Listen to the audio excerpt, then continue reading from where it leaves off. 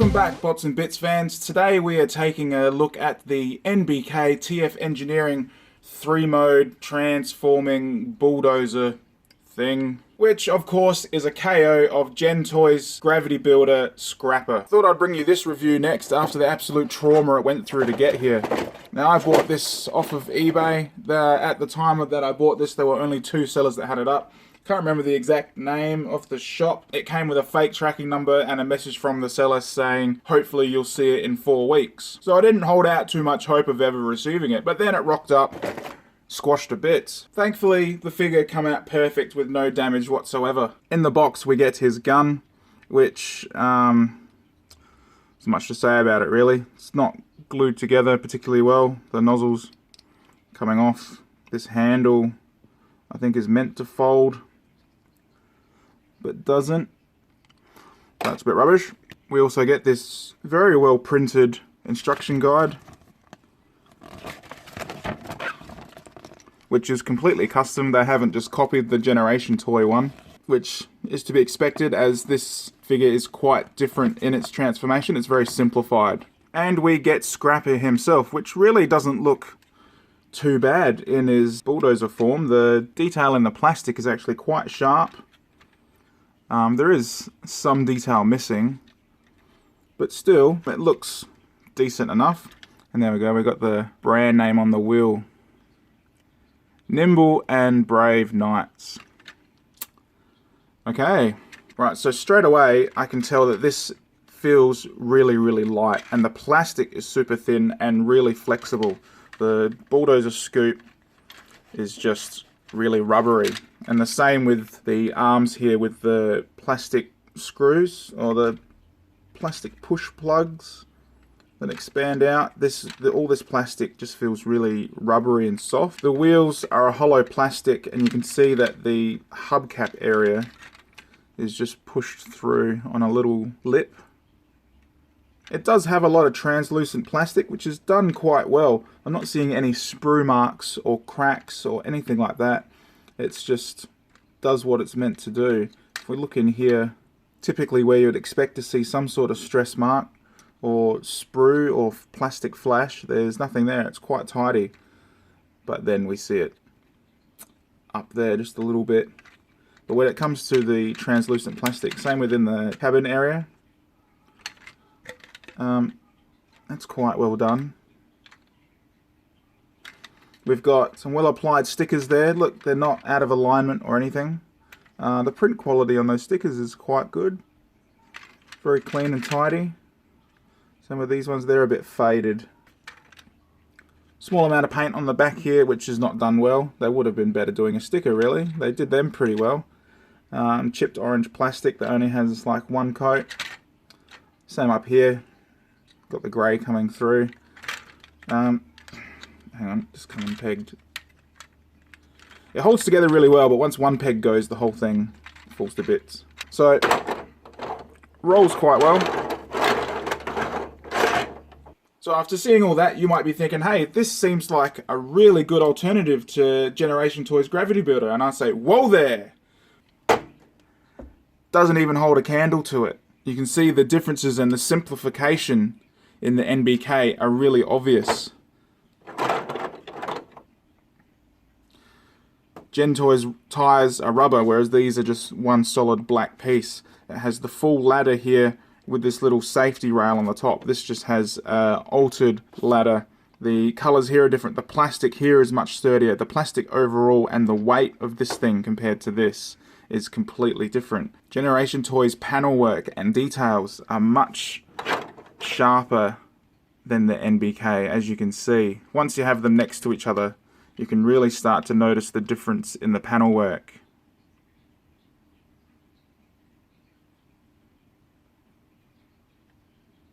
And a lot of that comes from simplification. So you can see some of the liberties they've taken compared to Generation Toy just to make this simpler and less complex to manufacture. And other details, like even these grills at the back. You can see all the vents and line work and the radiator there compared to NBK, which as you can see is just flat plastic with a couple of lines through it. For some reason they've made that much smaller.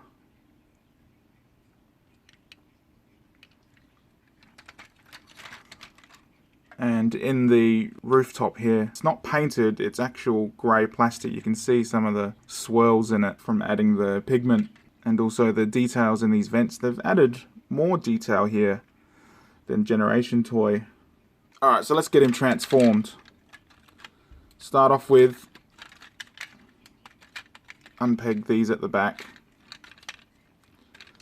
Fold them down. They're just on ball sockets, these little stalks. As you can see, the knees just extend like so. And you collapse these bits together like that. And then fold this back. There's a very soft ratchet right there, listen.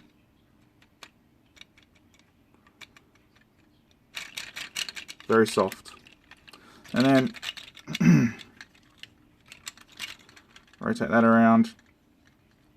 Rotate the feet around.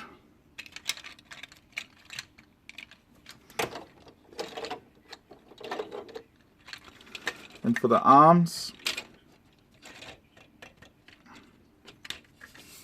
rotate this ladder to the other side. Then these bits just open, and the hands are just on a ball peg that folds out. It's just one solid piece, the hand. There's no moving fingers.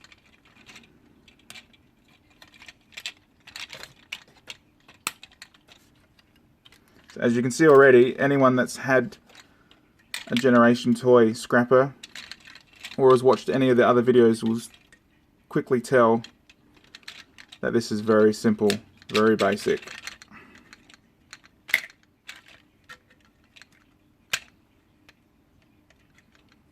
Fold that flat, get that back in there.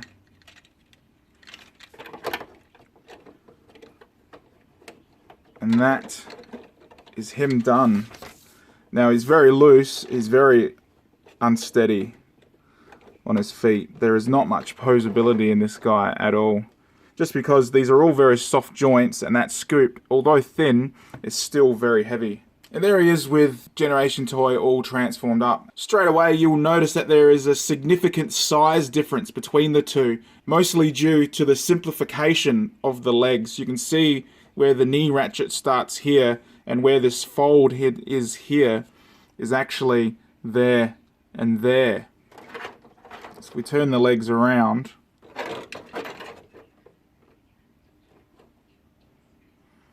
You can see where those height differences have come from.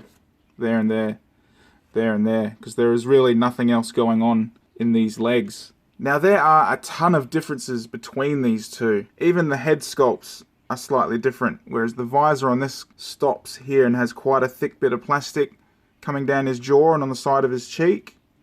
The KO has hardly any detail on the edges. See, the face is actually made of transparent plastic, and the whole section inside is, and they've just painted silver onto the mouthpiece there. Then when you compare it to the Generation Toy, obviously much more detail and care put in than that. Some of the details in the forehead are a bit similar. I think the KO head is actually bigger. Yeah, it is. It's bigger than the Generation Toy. The figure is smaller and the head is bigger. Other detail differences you'll notice are the vents or intakes or whatever they are here. On Generation Toy's chest, they've changed them here and given them more rectangular shape. And then these bits, these grey bits here and here, are then turned into intakes. That is all one piece there going up behind. And then we have the abdomen area. You can see they've got the vents on either side and this detailing here underneath the hinge, which is almost exactly the same as the Generation Toy, detail-wise anyway, although it's a little bit squished, I think. There's a slight size difference. If we do a quick pass over on some of Gravity Builder's details, you'll just see the workmanship in this sculpt and the thought put into some of this engineering. It just doesn't compare. If you've bought this set, I would not be concerned about this whatsoever. And then we pass over some of the details and plastic work on the NBK. You can see it's got that real cheap toy gloss finish to it. I do like the translucent plastic. They've done quite well with that. Sharp sprue mark there, bit of flash hanging off. Lots and lots of swirls. The swirling in the plastic sort of looks like on the beach when the tide goes out and the sand goes all swirly. It's really, really, really poorly done.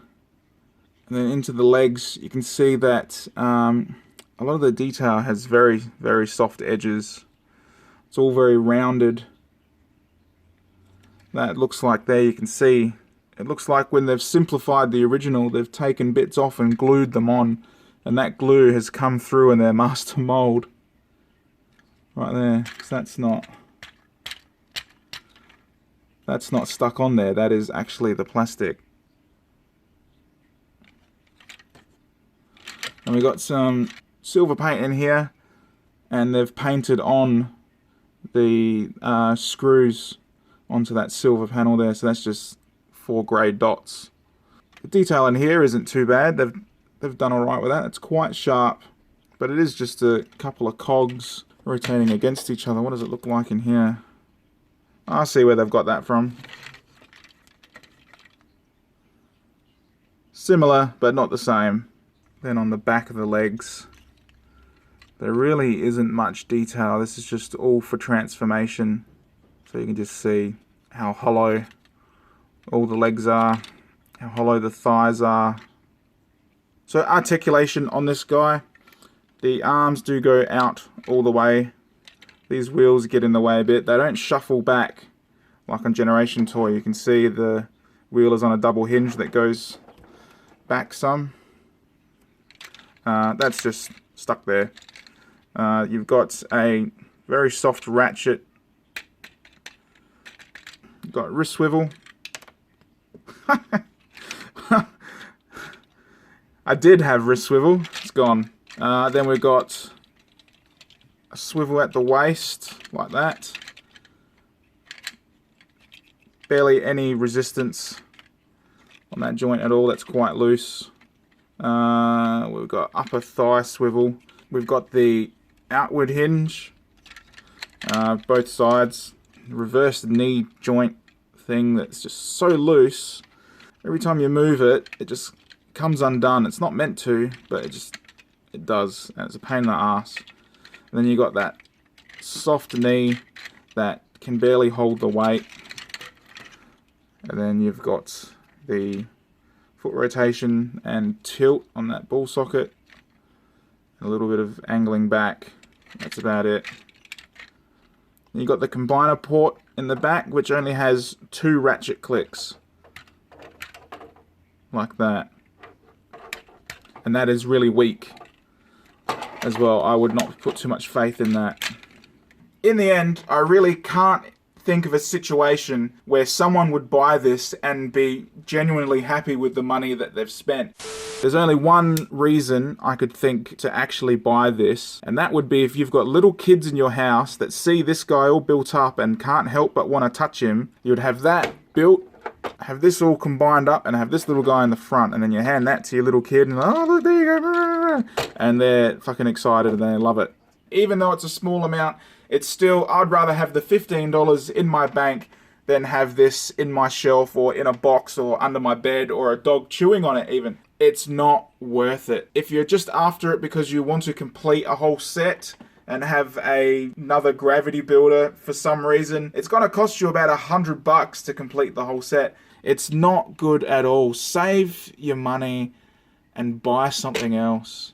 Even if all you've got is $100 to spend on a Gravity Builder, just buy him. Spend your $100 on just him. Because look at this guy. He looks incredible. As always, if you like the video, please like and subscribe. Leave any questions or comments below.